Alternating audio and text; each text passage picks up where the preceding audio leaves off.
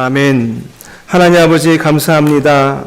오늘도 주님과 함께 동행하고자 이 자리에 나왔습니다. 매 순간 주님을 찾으며 매 순간 걸음마다 주님을 떠올리며 함께 동행하는 삶을 살게 하여 주시옵소서. 에녹과 같이 온 세상에서 경험하는 죽음의 힘에 휩싸이지 아니하고 하나님께 들림받는 저희들 될 수 있도록 늘 동행하는 삶을 이어갈 수 있도록 저희들 가운데 역사하여 주시옵소서. 오늘도 저희의 귀를 엽니다. 저희의 마음을 엽니다. 주님께서 말씀하시는 그 말씀이 들리게 하시며 또 보게 하시며 깨닫게 하여 주셔서 저희 마음 안에 살아있는 하나님의 말씀이 좌정되게 하여 주시옵소서. 예수 그리스도의 이름으로 기도드리옵나이다. 아멘. 오늘은 고린도후서 17장 5장 17절에서 21절의 말씀을 가지고 화목하게 하라라고 하는 제목으로 은혜를 나누기 원합니다.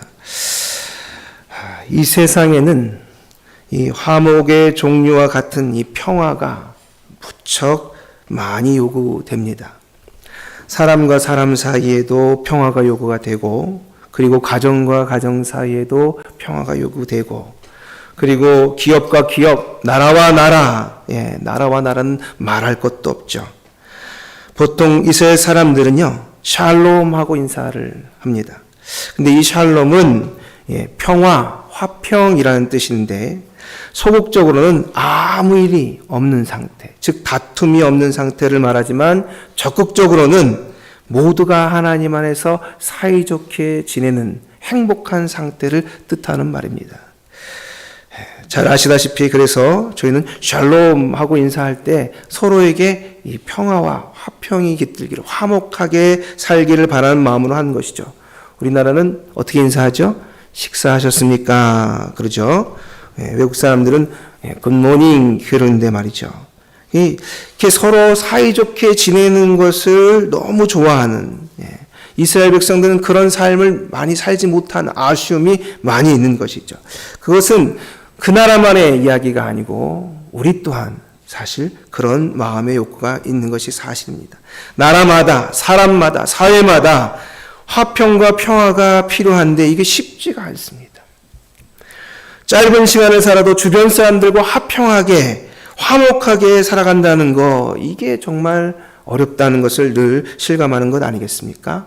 고린도 전서와 고린도 후서는 고린도 교회에 바울이 편지한 내용입니다. 왜 편지를 할 때 이렇게 화평에 대한, 화목에 대한 이야기를 했느냐? 고린도 교회는 화평이 없었기 때문입니다. 화목도 부족했기 때문에 그렇습니다. 거기는요, 아주 영적인 교회였습니다. 그래서 방언도 잘하고 그 방언에 대한 해석도 있고 뿐만 아니라 예언하는 분도 있었고 각양각색의 섬김의 은사들이 있어서 병고침의 은사도 있었고 또 그 외에도 많은 은사들이 그 교회 안에 넘쳐났습니다. 그런데 이상하게도 화평하지 않았습니다. 화목하지 않았습니다. 그것 때문에 두세 차례 편지를 보내서 지금 오늘 본문처럼 너희는 화목하라. 하나님과 화목하듯이 너희는 서로 화목하라. 너희가 받은 직분은 화목하게 하는 직분이다. 라고 지금 명령하며 화목할 것을 권유하는 바울을 볼 수 있습니다. 우리 본문을 통해서 그 내용들을 더 자세히 살펴보도록 하겠습니다. 우리 20절과 21절입니다. 20절과 21절 같이 한 목소리 읽겠습니다. 시작. 그러므로 우리가 그리스도를 대신하여 사신이 되어 하나님이 우리를 통하여 너희를 권면하는 것 같이 그리스도를 대신하여 간청하노니 너희는 하나님과 화목하라. 하나님이 죄를 알지도 못하는 일을 우리를 대신하여 죄로 삼으신 것은 우리로 하여금 그 안에서 하나님의 의가 되게 하려 하심이라. 화목하라. 세상에서 가장 어려운 일은 사람의 그 마음은 바람같이 흘러가서 그 마음이 머물게 하는 일은 정말 어려운 일이야. 여러분, 수많은 사람들이 가진 얼굴이 다 다르듯이 사람마다 저마다 갖고 있는 생각이 다 다르다는 것입니다. 거기에다가 마음은 바람이 변하는 것처럼 또 마음이 바뀌어 버린다는 것입니다. 그러니 이 마음을 머물게 하는 거, 하나 되게 하는 게 얼마나 어려운 일인가 지금 이야기하고 있는 것입니다. 사람은 정말 다양합니다. 각양각색의 마음을 본 것이 뭡니까, 여러분? 여러분, 인생에서 가장 어려운 것은 사람과의 관계입니다.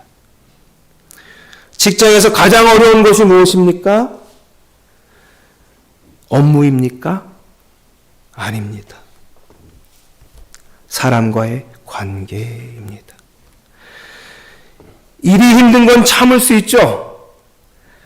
하지만 사람이 힘든 건 참을 수가 없다 그럽니다. 사람이 싫어서 도저히 같이 못하겠다. 이게 우리의 모습 아닙니까? 왜 그렇습니까? 여러분, 왜 이렇습니까? 하나님이 최고의 축복을 하시면서 탄생한 인간인데 심히 보기에 좋았더라. 이게 인간을 향한 하나님의 탄성입니다. 그 최고의 창조물이 서로 제일 보기 싫은 존재가 되어버렸습니다. 심지어는요, 하나님도 보기가 싫어지는 존재가 되어버렸습니다. 야, 내가 일은 어떻게 하겠는데 저 인간 때문에 도저히 나 못하겠다. 이게 우리의 현실 아니겠습니까? 그래서 세상에는요, 각종 책들이 난무합니다. 어떤 책입니까? 사람 잘 대하는 방법, 사람의 마음을 얻는 방법, 사람의 마음을 조종하는 방법, 상처 안 입는 방법, 거절하는 방법. 여러분, 이게 뭡니까? 처세술입니다. 처세술. 세상을 살아가는 방법에 대한 책이죠. 그런데 나만 잘 먹고 잘 사는 게 세상입니까? 아니지 않습니까? 더불어 살아가야 되잖아요. 그래서 사람들의 마음을 얻어야 합니다. 그래서 지금 이런 조언이 실린 책들이 많이 쏟아지는 것이죠. 사실 우리 그리스도인도요, 처세술을 좀 알아야 됩니다. 필요합니다. 그런데 분명한 게 있습니다. 분명히 다른 게 있는데 뭐냐? 우리의 목적은 전혀 다르다는 것을 잊지 마셔야 합니다. 우리의 목적은 단순히 나의 유익을 위해서 내가 할 일을 할 때 걸림돌이 되게 하지 않으려고 내가 뭔가를 해야 하는데 그 사람이 필요해서 처세술을 잘 써가지고 달콤하게 잘 해가지고 그 사람을 이끌어가는 게 아닙니다. 그들의 마음을 얻는 것이 아니라 우리는 그들의 영혼을 얻으려고 애써야 되는 그리스도인입니다. 그들의 영혼을 얻어서 어디로 이끌어가는 것입니까? 그들을 붙들어서 하나님께 올려드리는 거죠. 그리고 예수께로 안내하는 것이 우리의 할 일입니다. 그것 때문에 저희는 더욱더 화목하기를 애써야 합니다. 마태복음 5장 23절과 24절은 이런 말씀이 있습니다. 그러므로 예물을 제단에 드리다가 거기서 내 형제에게 원망 들을 만한 일이 있는 줄을 생각나거든 예물을 제단 앞에 그냥 두고 먼저 가서 형제와 화목하고 그 후에야 예물을 드리라. 여러분, 하나님은 예배를 통해서 복을 주십니다. 그런데 이 복을 받기 전에 먼저 뭐부터 하라는 겁니까? 형제와 화목한 후에 예배를 드리라고 이야기합니다. 그렇지 않으면 어떻게 되는 겁니까? 그 예배가 하나님께 상달이 되지 않는다. 성경에는요, 종종 그의 원망이 내게 들렸느니라 라는 표현이 성경에 자주 나옵니다. 무슨 말입니까? 내가 한 사람에게 상처를 주거나 그로 인해서 원망드릴 일이 생기면 말이죠, 그 소리가 하나님께 들린다는 것입니다.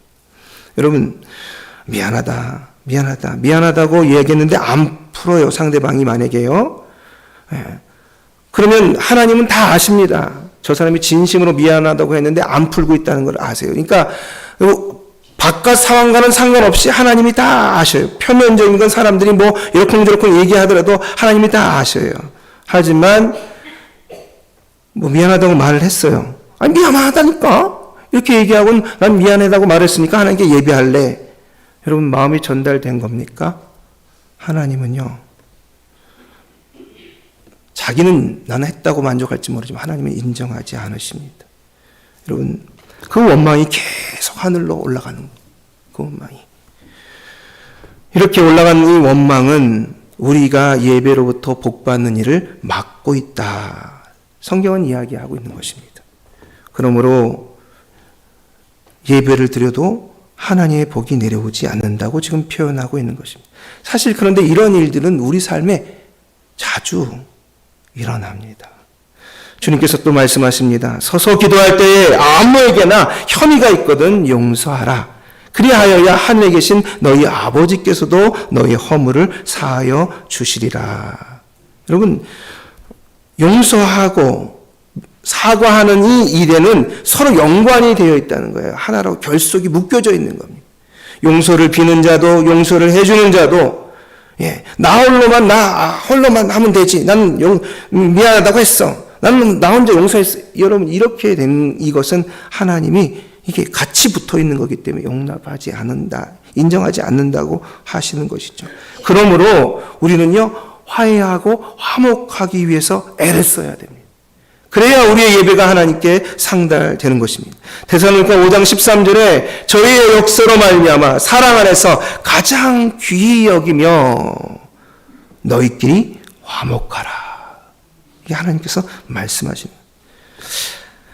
여러분, 화목이 이루어진다는 것, 화평이 이루어진다는 것은 쉽지 않습니다. 보니까요, 누군가의 손해 없이는 절대 이루어지지 않습니다. 희생 없이는 절대 이루어지지 않습니다. 화목은요, 너 반, 나 반. 화해는 너 반, 나 반 딱 해가지고 너 50, 나 50 딱 반 잘라가지고 서로 딱 그거에 완벽하게 해결되는 그런 거 없습니다. 없어요.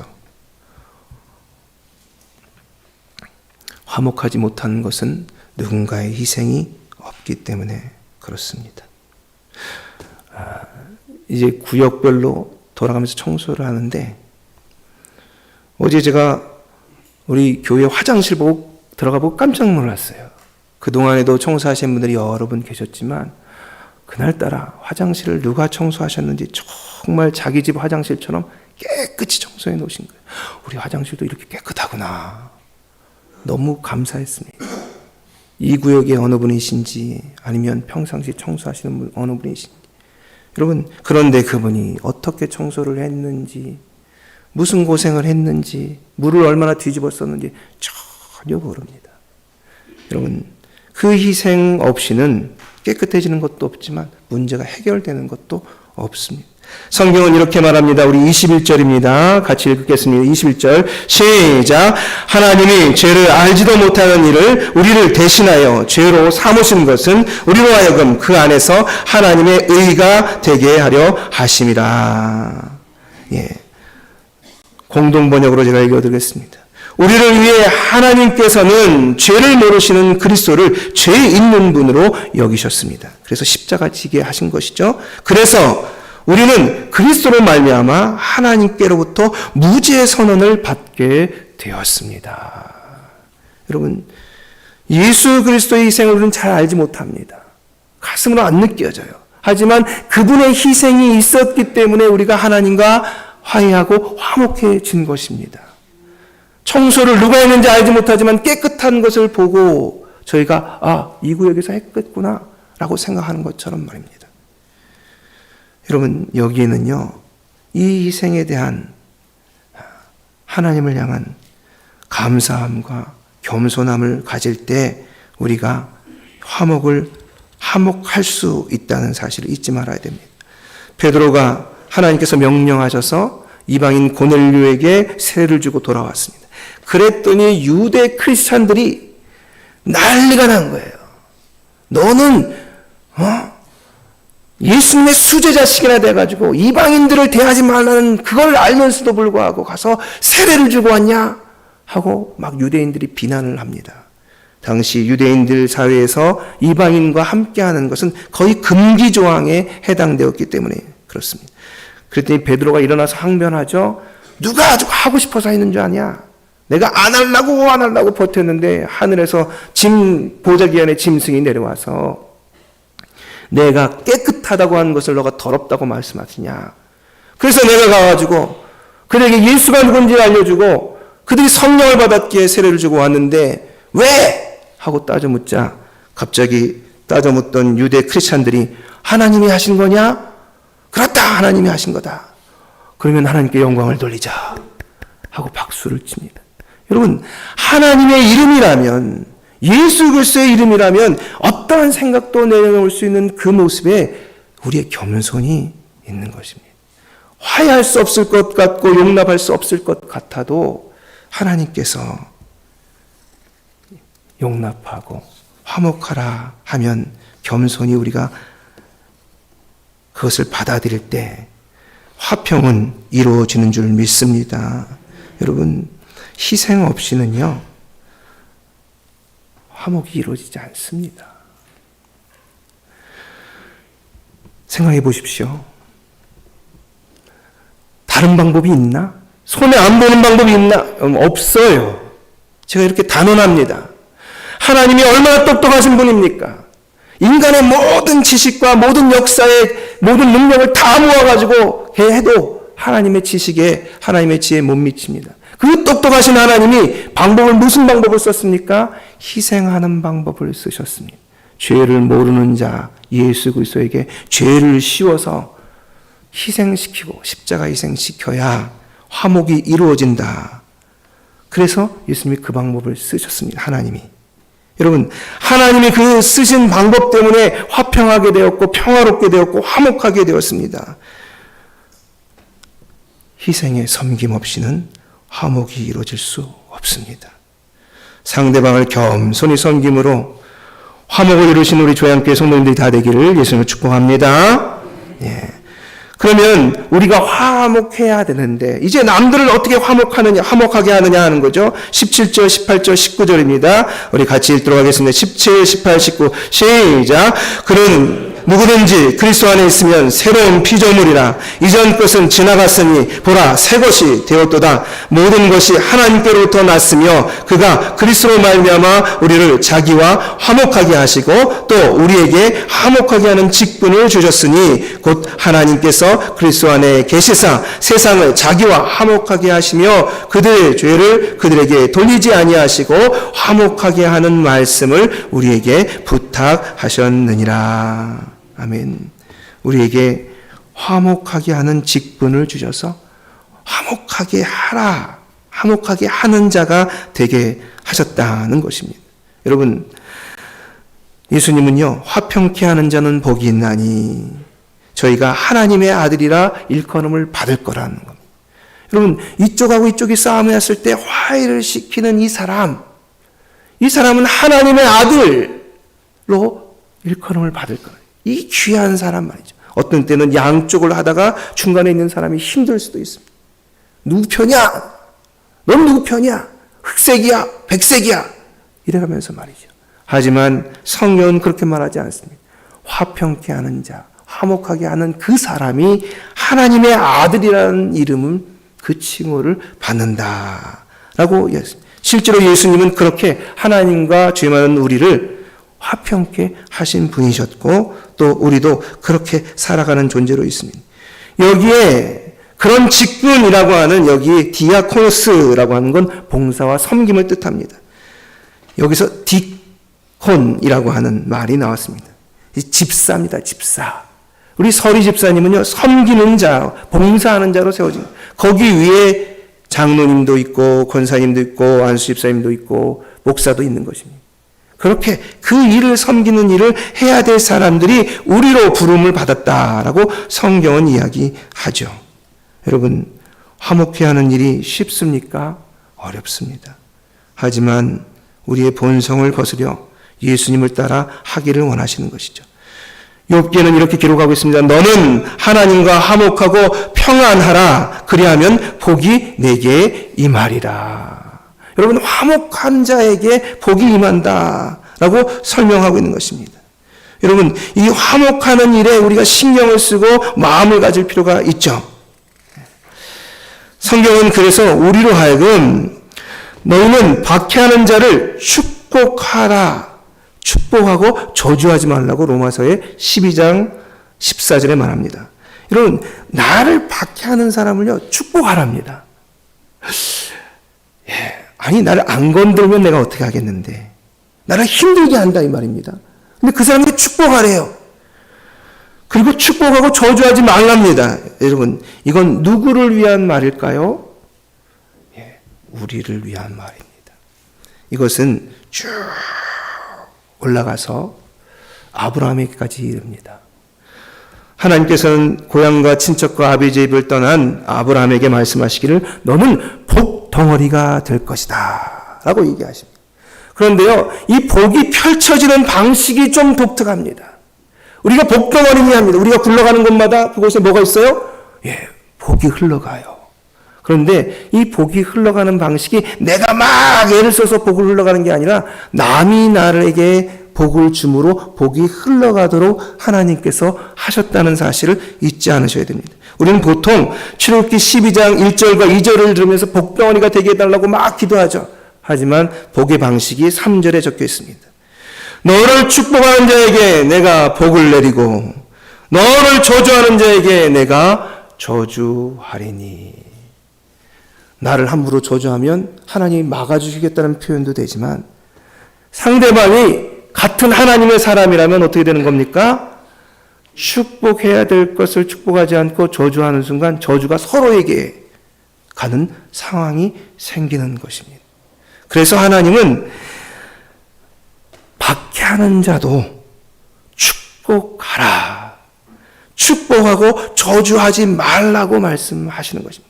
축복하는 길이 곧 내가 복받는 길이라고 말씀하고 있는 것이죠. 여러분, 우리는요, 화목하려면요, 나는 안 좋은 말 안 해. 여기서 끝나면 안 됩니다. 넘어서서 축복하셔야 돼요. 축복. 여러분, 우리 옆에 있는 분에게 한번 축복해 보실까요? 당신을 축복합니다 하고 두 손을 내면서 한번 축복해 보겠습니다. 당신을 축복합니다. 네, 저 뒤에는 어색하셔가지고 하지도 않으시네. 네. 축복을 많이 해야 자연스럽습니다. 은퇴하신 성도님이 문화센터에 가셨답니다. 문화센터에 갔더니 내가 이걸 왜 몰랐을까? 내 아내에게 사랑한다고 말했어야 되는데 이제까지 그 말을 아끼니라고 안 했네. 생각해가지고 문화센터에서 사랑을 한다고 많이 얘기해야 된다니까 배워가지고 집에 와서 아내에게 여보 사랑해. 그랬더니 갑자기 부인이 띡 한번 쳐다보더래요. 그래서 여보 사랑한다고. 이 양반이 왜 그래? 그러고 가버리더라는 겁니다. 그래서 다시 여보 사랑해 하고 얘기했더니 당신 왜 그래? 뭘 잘못했어? 솔직히 말해. 따지더라는 겁니다. 여러분, 얼마나 사랑한다는 말을 안 했으면. 여러분, 축복도요 자주 안 하면 어색합니다. 우리 다시 해보겠습니다. 여러분, 상대방에게 축복하면 어디로 간다고요? 복이? 나에게. 왜요? 여러분은 다 하나님께 선택받은 사람입니다. 그래서 남이 나를 축복하면 그도 복받고 나도 복받고. 그러므로 지금 다시 한번 축복하도록 하겠습니다. 당신 손을 딱 내미셔가지고 방향을 정확하게 잡고 당신을 축복합니다 하고 인사하시겠습니다. 당신을 축복합니다. 네, 아이고, 네, 저 위에도, 네, 여러분. 축복하는 게 화목하는 방법인 줄 믿습니다. 여러분, 예수 그리스도로 말미암아 우리에게 저주가 오는 것이 묶였습니다. 하지만 저희가 다른 사람에게 화를 내거나 비판하거나 힐난하거나 하면 축복이 오다가 멈춥니다. 그러므로 다른 이를 축복하셔야 멈춘 복이 내게 들어오게 됩니다. 여러분, 사실요, 우리에게 복수심이 있습니다.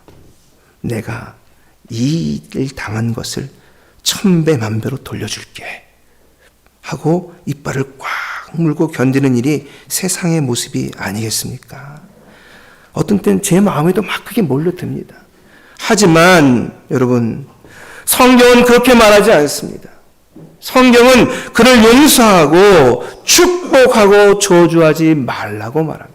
즉 화목하게 하라고 말씀하고 있는 것이죠. 여러분, 용서를 하면요 눈물이 납니다. 상대방이 안타까워서 눈물이 나는 게 아닌데 내 가슴이 찢어지기 때문에 눈물이 나는 거예요. 근데 그거를 알아서 TV에 보면 그 상처 많이 입은 사람이 그 못되게 군 사람을 용서합니다. 그러면 막 눈물이 막 나요. 막 보면서. 내일도 아닌데 막 드라마 보면서 막 우시는 거죠. 남자도 울고 아빠도 울고 엄마도 울고 다 웁니다. 왜 그럴까요? 용서할 때의 그 아픔이 뭔지를 기억하는 겁니다. 여러분, 그런데요, 헐리우드 영화를 보시면 그 못된 인간들을 막 그냥 그동안 탱크 몰고 오고 비행기 몰고 와가지고 막 주민들을 괴롭히던 그 인간들에게 그 본부에다가 핵폭탄을 떨겨가지고 가슴이 시원하게 만들어줍니다. 그게 헐리우드 영화의 특징이에요. 여러분, 그런데요, 용서하는 눈물이 우리에게 더 중요한 것이지 복수하는 통쾌함이 우리에게 중요하지 않습니다. 눈물이 우리의 마음을 정화하는 줄 믿습니다. 여러분, 복수는요, 또 다른 복수를 낳을 뿐이에요. 내가 지금 힘이 없지만 힘이 생기면 두고 봐라 말이죠.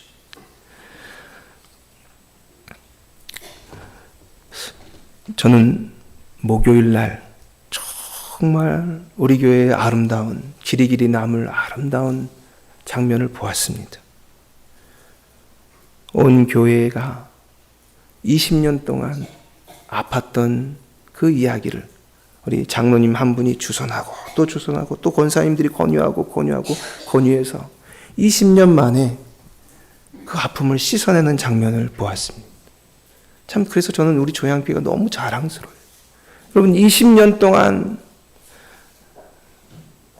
아픔을 준 분들도 힘들어하고 아픔을 받은 분도 힘들었던 거예요. 왜 아픔을 준 분들이 힘들었습니까? 그리스도인이기 때문입니다. 그리스도인이기 때문에. 그냥 세상 사람이면 에이, 지나간 일이니까 잊어버리고 살지. 그런데 그분들이 잊어버리지 못하고 살았어요. 가슴에 품고 말이죠. 아파하고 힘들어요. 미안합니다. 잊어주십시오. 그러자 또 상대방 쪽에서도 알겠습니다. 이미 잊었습니다. 이제는 마음 편하게 지내십시오. 제가 이 조양교회에 오면서 들었던 가슴 아픈 이야기가 제 때에 풀려나가는 아름다운 장면을 보았습니다. 저는 이 아름다운 일이 우리 교회 안에 화평과 화목을 불러오는 좋은 일이 될 줄 믿습니다. 여러분, 우리 교회 안에 말이죠, 자랑스러운 일들이 많이 있습니다. 이제 시작됩니다. 여러분, 화평하기 위해, 화목하기 위해 애쓰신 우리 조양교회 성도님들이 다 되기를 예수님으로 축복합니다. 네, 기도하겠습니다. 하나님 아버지 감사합니다. 오늘도 저희를 불러주셔서 저희로 하여금 하나님 앞에 화목하게 살아갈 수 있도록 저희의 부족한 사랑을 더 채우시고 저희의 부족한 용서를 더 채우셔서 하나님 안에서 아름다운 일들을 이루어가는 화목하게 하는 하나님의 사람들로 다 세워 주시옵소서. 그래, 이 교회 안에 하나님의 사랑과 용서가 가득한 우리 조양교회가 되게 하여 주시옵소서. 예수 그리스도로 기도합니다. 아멘. 찬송가 540장 함께 부르시고 기도하는 시간 갖도록 하겠습니다.